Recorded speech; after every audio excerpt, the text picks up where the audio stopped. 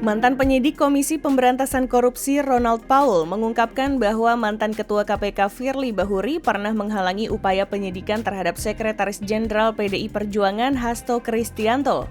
Hasto sebelumnya sudah ditarget oleh KPK pada 2020 terkait kasus suap penetapan anggota DPR 2019 hingga 2024. Saat itu, Komisi Anti Rasuah Jilid 5 masih dipimpin oleh Firly Bahuri dan Ronald Paul merupakan salah satu penyidik kala itu.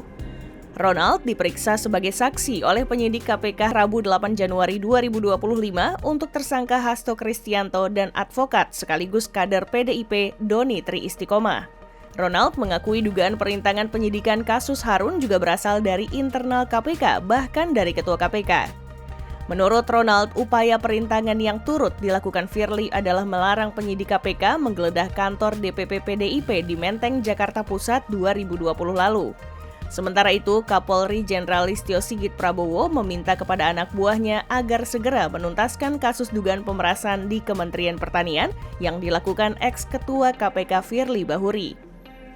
Hal tersebut disampaikan Sigit saat menerima audiensi Ketua Komisi Pemberantasan Korupsi 2024 hingga 2029 Setio Budianto di Mabes Polri, Jakarta Selatan, Rabu 8 Januari 2025.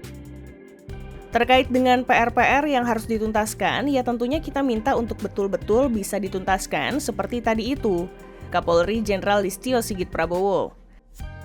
Sigit menambahkan sejumlah PR lain terkait dengan penindakan hukum yang saat ini tengah diproses pihaknya bakal segera dituntaskan.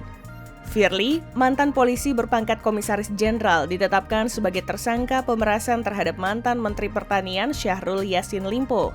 Pemerasan itu berkaitan dengan penyelidikan perkara dugaan korupsi di kementerian itu. Akibat kasus pemerasan itu, Firly kemudian mengundurkan diri sebagai Ketua KPK sebelum menjalani sidang kode etik.